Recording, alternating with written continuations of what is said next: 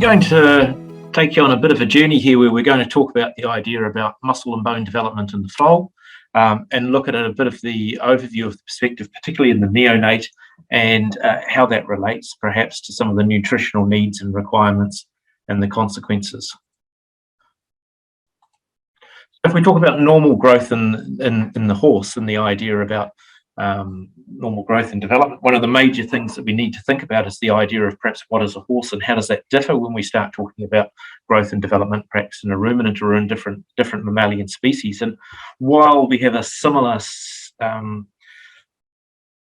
sinusoidal sort of pattern of growth within mammalian species, there actually is quite a differential between the different species, and it's really shaped a little bit by the ecological niche. And this then relates back if we start thinking about the nutritional requirements and the methodologies of the opportunities for manipulation via epigenetics and things like that. And so when we look at the horse is a precocious cursorial grazer, and basically when we start talking about that precocious early maturation, and we'll have a little bit of a look at this with regards to the idea of plasticity of tissue and the idea of sort of how relative stages of maturity and the opportunity for growth.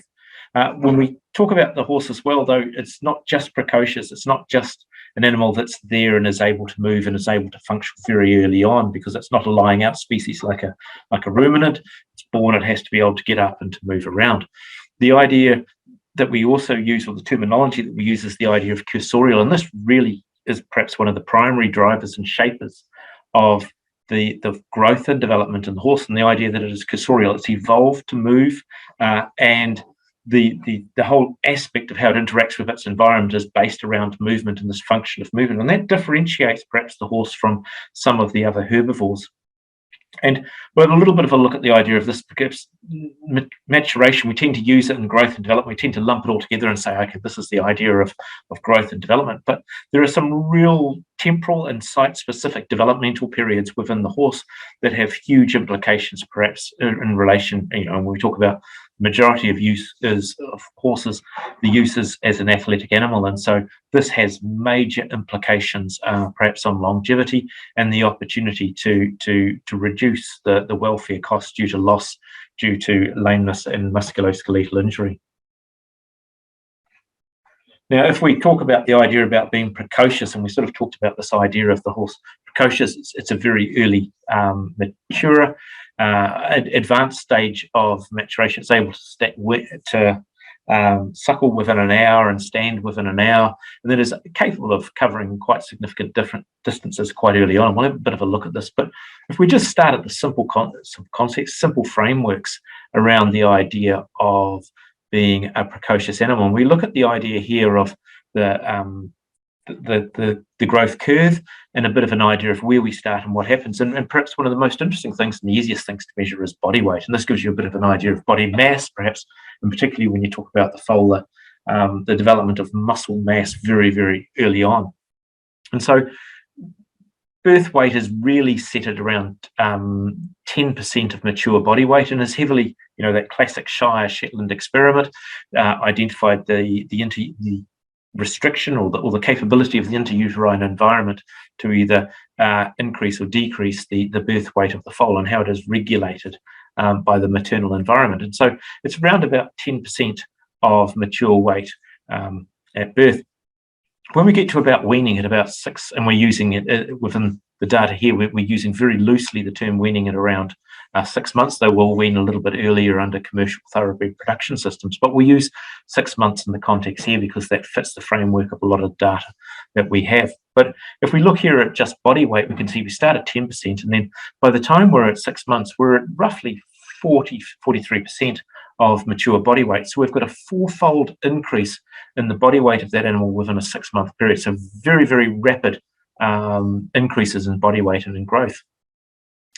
It is also, this time period is also a rapid period of longitudinal growth, particularly in the distal limb, and period of maturation. We'll have a little bit of a look at that. But when you look at birth, a foal is about 63% of mature weight. By the time we get to 6 months, we're sitting at about 63%, so 83%, I should say. So again, height, but really it's that mass, that muscle mass that is put on very, very early.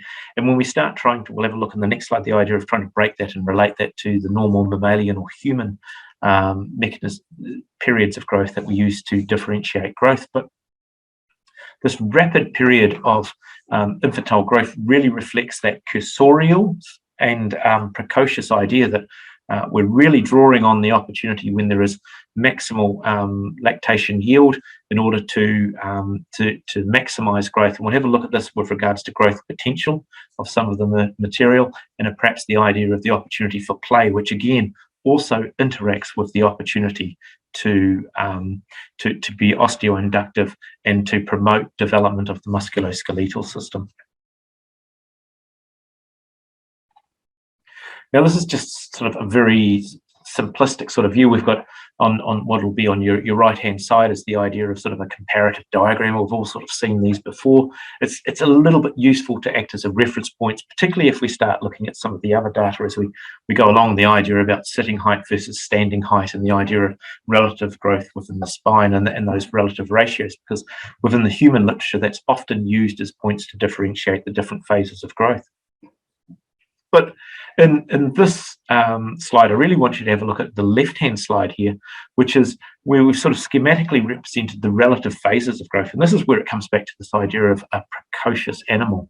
And if we have a look here, similar timeline up to 18 years. And if on the top there, we've got relative human development and the typical periods that we use for human development, which are the idea of rapid infant growth, the childhood phase, puberty and post-pubertal growth spurt, and then we start hitting maturity. And so we've flagged that there, and I'll show you some data where we talk about the idea of how we measure that, the idea of maturity, but relatively 98% mature height, and you hit that at about 18 years in humans.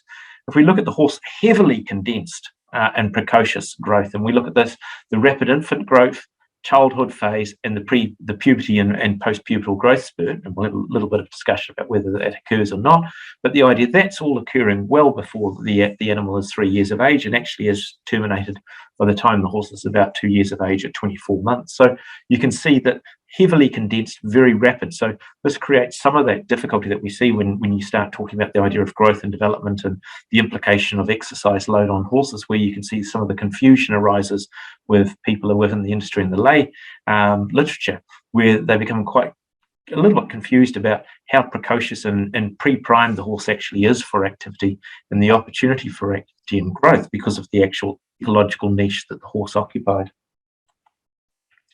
This is just some data where we've collated it and tried to compare these growth phases, but with some metrics and a bit of an idea of what's going on. And you can spend the time, or have a bit of a look at this a little bit later if you want to, but an idea of what we've done is just tried to condense this and provide some metrics, and we've done some meta-analysis to try and identify and weight these relatively. But as you can see here, the idea of how condensed that is, that rapid infantile growth really fits in that period up to weaning, and that's what we're really looking at, that foal to weaning within the time frame of this conference. But the childhood phase is actually relatively condensed because that's almost over, or it actually is over by the time the horse hits that first winter solstice. And just after that, if it's achieved the minimum of 60% mature body weight, then we're going to see the onset of puberty. And that was some lovely work done by Clarissa Brown Douglas a few years ago, where she had spring and autumn born foals, but demonstrated that the onset of puberty was at the same absolute time frame in the season, because they'd achieved those milestones of the appropriate increase in photoperiod and the minimum of body weight. So, and there's a little bit of debate in the literature whether horses actually have a pubertal growth spurt. There certainly is an increase in growth, and whether that is seasonally associated or pubertally associated, it's very difficult to differentiate. And that is in part because of the horse being heavily entrained by photoperiod, and so both puberty and the photoperiod changes occur at the same period of time, and then the increase of pasture availability. So difficult to differentiate, though in heavily managed production systems where the horses are not necessarily out at pasture, you do still see the seasonal increase in growth rate. And again, it might be due to some changes in environmental cues. It's probably worth looking at the idea of onset of maturity here, and whether we use the bone alkaline phosphatase levels and or the idea of closure in the distal radius growth plate. That they both provide similar metrics at around about 24 months of age. We've reached that idea of maturity and a cessation in the period of growth for all respective purposes. And so what's really interesting is, when we did the meta-analysis and we looked at huge variations in some of the reported literature, going from little wee quarter horses and Arabs all the way through to Icelandic horses. But what we found is the convergence of the parameters, and it was very, very similar, and the pattern of growth was very similar. So it's telling us that irrespective of what manipulations we've provided by creating these breed differentials, it's the same pattern of growth, and the timings are actually very, very similar across the different breeds. Now, we've sort of talked about the idea or the concept here of growth, and showing how precocious the horse is and how rapidly it's increasing in body weight in that first 6 months. But it's not just the absolute increase in live weight that is of interest. It's actually one of the really important things is the idea of the receptiveness of the tissue. And we'll have a little bit of a look at this when we talk about the idea of bone growth and that, because sometimes it's a developmental potential that we are stimulating rather than absolute changes in values at that early age. And so I think you're going to have a talk here about the idea of the ability to manipulate, particularly in the third trimester, the intrauterine environment, and the idea of epigenetics and able to manipulate perhaps some of the muscular potential of the future foal. But really for us, or what we can manipulate, if we talk about from a nutrition point of view, there's a bit from manipulation of the dam, we have some data, but it's really that neonate and around the weaning. And you'll see when we talk about the relative plasticity, and in the context here, I'm talking about the musculoskeletal system, and predominantly bone and muscle and cartilage. Tendon's a little bit of a funny one. We've really struggled to try and identify if there is an opportunity to manipulate that positively. But from a nutritional and from an environmental and exercise load point of view, it looks like that our greatest opportunity for manipulation is in that neonate to weaning phase. And certainly I'll show you some data where we look at it at cartilage and at bone level, where that is very plastic, but it also fits perhaps with the idea of dam nutrition for the foal, and the opportunity to exercise. Now, we talked about the idea of the horse being a cursorial animal, and we talked about the idea of this tissue plasticity, and the idea of when this tissue is receptive and the ability to respond.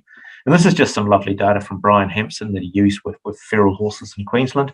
And he demonstrated that horses in a feral environment would cover up to 55 kilometres per day. But usually, and that was the exception, but usually it's somewhere between 7 and 18 kilometres per day. So that's the usual range in a feral environment. So that's just to give us a bit of an idea of perhaps what's normal or what is capable.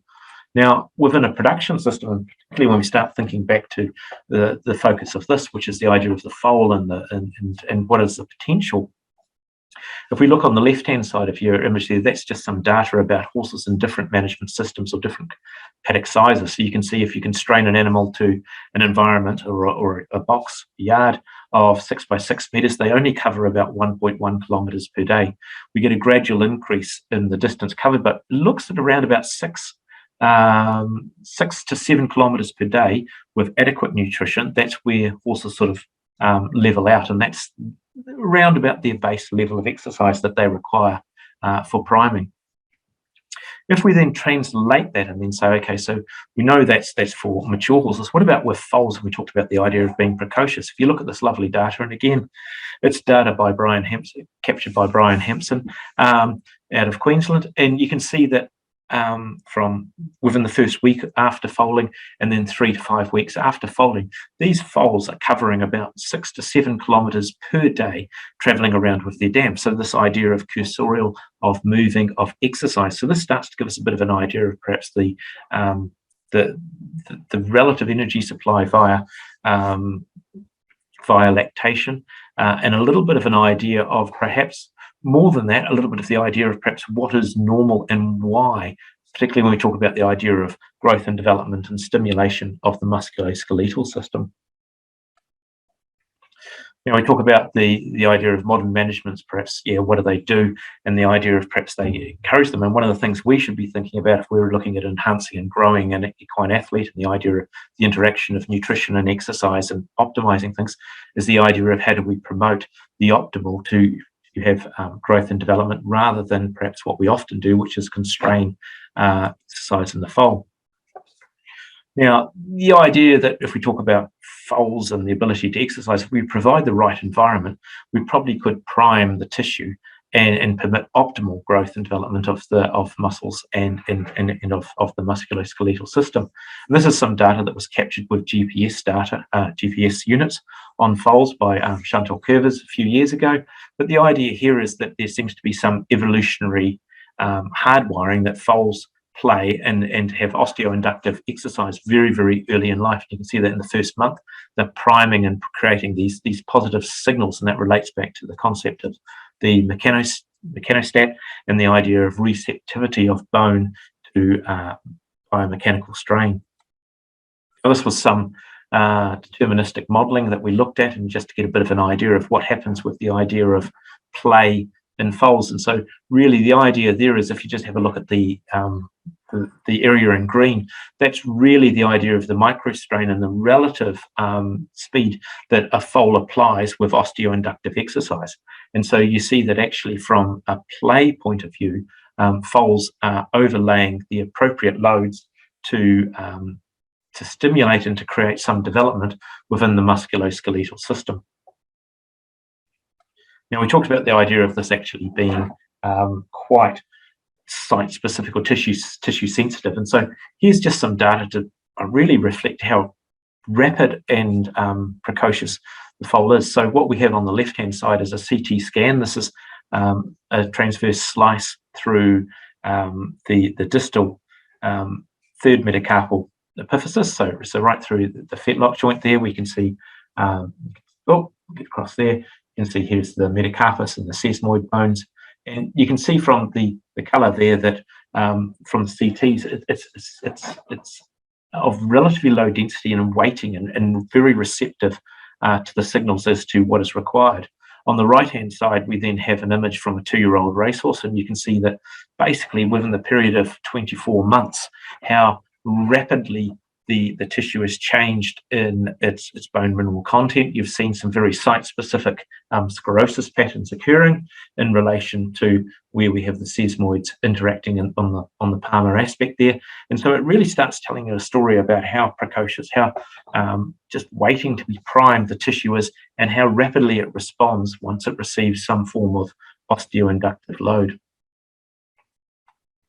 Now, the idea of play, and we talk about play as being a precursor and of setting up the idea of priming the tissue, and sort of play fits, or we have the idea of play being energy expensive, and so you really want to only have play and you know the osteoinductive galloping and prancing that foals do in the paddock. You only want to do that when you have the ideal energy input, and also when that tissue is most sensitive. We think back, we talked about the idea of the most plasticity being in the neonate, particularly in that first month. And then if we start thinking about the energy requirements and partitioning and the nutritional supply from the dam and the peak lactation, etc., then this all starts to fit that the foal is actually when the tissue is most receptive, when it has the greatest energy supply, that it is actually priming. And so it fits from an evolutionary energy expenditure point of view that play occurs. The type of play fits the pattern of providing the appropriate microstrain based on the mechanostat theorem to induce bone response and stimulating the developmental pathway and generation of growth, you know, if we talk about the idea of the bone muscle unit. So it all sort of starts to fit this idea of, you know, you talk about from the behavioralists talking about the ontogeny theory, you talk about mechanostat, and that everything that the foal is doing is really sitting around developing that musculoskeletal system and setting it itself up for its future athletic life. Now, if we talk about the idea with regards to muscle mass, the idea of the bone muscle unit, and so stimulation of the bone is going to have a a synergistic effect on the muscle mass, and both are going to be modified by very similar developmental pathways. And so you're going to see an increase, or what is osteoinductive and stimulating for bone is going to promote greater muscle mass and is going to then prime the tissue for what is required later on. One of the interesting things about, we talked about temporal and site-specific, is that for some tissues, it appears that the period of growth from birth, the neonate to weaning, is so rapid that you don't see discernible differences in growth rate or some of the phenotypical or morphological changes, but it alters the developmental pathway, and these become obvious later on. And particularly when we look about some of the ideas of periosteal circumference, or the idea of diameter and ability to respond to load in the distal limb, these become apparent with loading much later on at about 12 months, once the animal has really the opportunity to show that it has a differential in its growth developmental pathway. Talk about the ideas of being quite specific and the idea of those sensitive periods. And so I'm going to just show you some images here. There was some lovely work done by Pete Brahmer, where he looked at the idea of loading, but it does reflect what was observed when you start looking at the effect of cartilage. And this is a little bit of a translation from the bone muscle unit, but an idea of this site-specific response. And so if we have a look here, this is the loading within on the proximal aspect of P1, where it interfaces with MC3, and you can see here the variation in load. And this shows you basically the underlying heterogeneity that occurs within the cartilage in response to the load. And so this starts to give you a bit of an idea of, we don't need to think about it in this big box or time frame, but there's actually very sensitive tissue-specific, temporal-specific, site-specific responses that occur within that very, very early window that are a requirement of adequate nutrition and the interaction with the opportunity to provide sufficient exercise to stimulate and to prime that tissue. So it's been a real bit of an overview, or a whiz tour over what we've got, but really, to go back, it really talks about the idea of the horse being a precocious cursorial animal with a period of very rapid growth as a neonate that is highly sensitive to environmental stimulation. And so it really is important that we provide that framework in that very early period with nutrition and exercise, and that we actually create the optimal environment to prime and to develop the musculoskeletal system, so that the horse is capable of meeting the challenges, I guess you'd say, as an athletic animal when it is a mature animal later on in life.